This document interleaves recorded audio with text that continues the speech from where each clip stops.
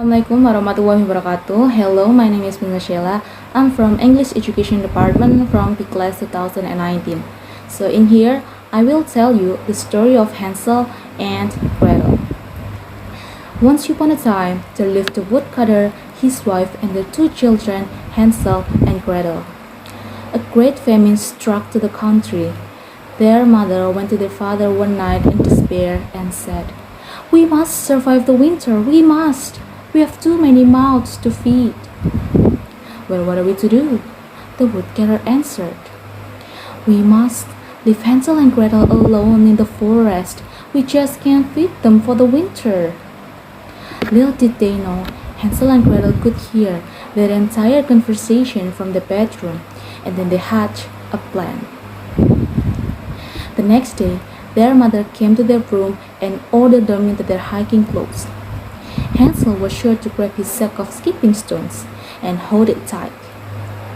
As they walked, Hansel dropped the stone every few feet. His mother began to notice he was lagging behind and said, "Hansel, what do you think you're doing? Hurry up!"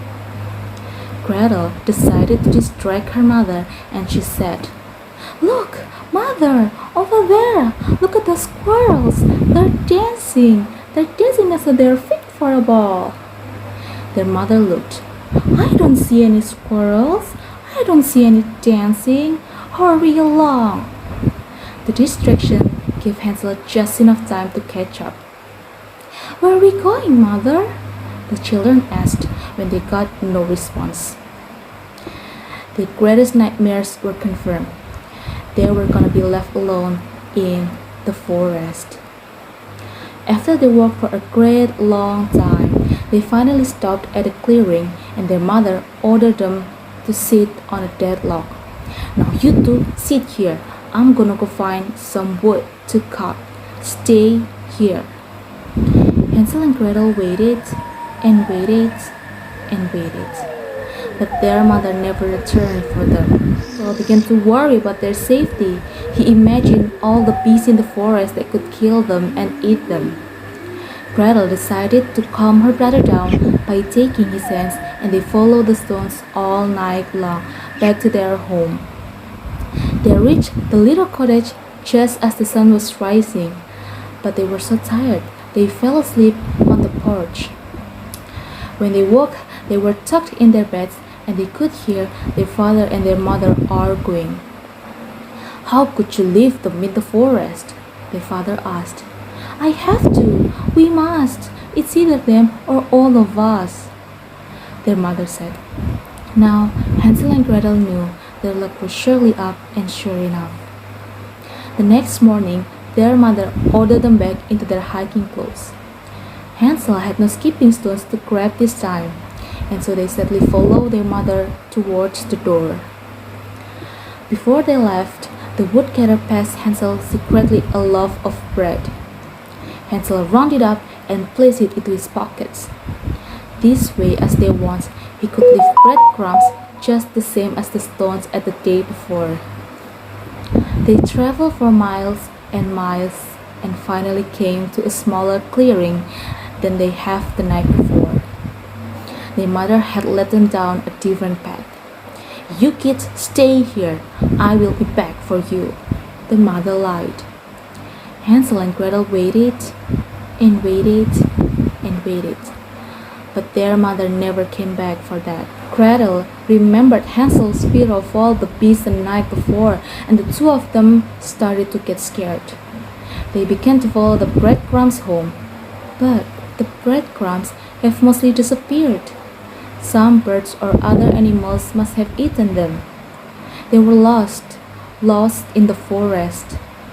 Suddenly, they smelled the sweetest aroma they had ever smelled, and they followed it through the forest. Mouths dripping with drool, Hansel and Gretel came upon a house made of candy. There was a marshmallow room with syrup dripping down the side of the chocolate walls. There were gumdrops that lined the door frame, and the door was made of gingerbread. Hansel and Gretel stood startled. They couldn't believe their eyes. But as their tummies rumbled, they ran toward the house and began to eat pieces of it. "What little pretties have come to my house?" a strange voice screeched. Hansel and Gretel stopped, looked at each other, and then they saw a small, strange-looking woman. Two little ones to enjoy," she screeched again. "Why don't you come into my house? I have more candy inside, delicious fresh candy inside." Hansel, despite Gretel's protest, went running into the house as fast as he could. Gretel wasn't so sure, and she stayed outside. The door shut behind the little woman and Hansel. After a while of standing outside and waiting, the old woman came back out of her house and beckoned for Gretel to come in. "Come on in, my pretty. Your brother's enjoying so much candy. Come in, come in." Gretel entered the house. When she did, she heard the gingerbread door shut and lock behind her. She looked to the left and she saw several bags of gold. And when she looked up to the right, she saw her brother inside a cage, hanging from the ceiling above a large boiling pot over the fire. "Well, my pretty, you are going to help me chop up lots of meat to fatten both of you up." Gretel turned. The old woman wasn't a woman at all. She was an evil witch. And Gretel in the instant understood her plan. She was gonna eat Hansel and Gretel for dinner. The old witch had Gretel chop up lots and lots of meat. While Gretel chopped, she was thinking of a way to escape. "Whew," she sighed as she got a great idea. "Did I just hear a dragon? A dragon outside?" The witch stood up. "A dragon, you say?" And she unlocked the gingerbread door and ran outside to look for the dragon. Gretel had no time to waste. She quickly found the smallest, sharpest bone in the pile of meat and quickly tossed it to Hansel. Just as he sat back down, the old witch came back into the gingerbread house. "There was no dragon, not even a puff of smoke or the tip of the tail. Get back to work, pretty." Hansel was quietly maneuvering the bone within the lock. Click, click, ding! He unlocked the lock and waited for his moment. Gretel had finished chopping all of the meat that the witch had given her. The witch walked over to the pot to inspect it. Gretel said, "I don't think the pot is hot enough." The witch bent over to look into the pot to test it.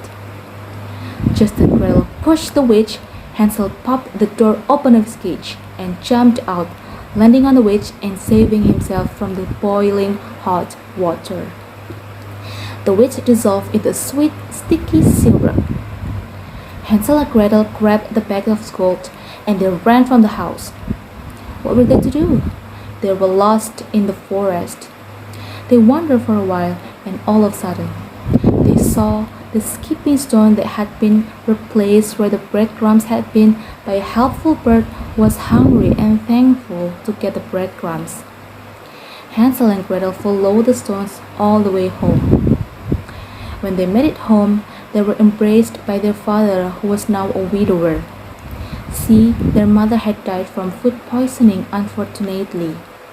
And with all the gold they had taken from the witch's house, they never had to worry about money again, and they lived happily ever after. The end.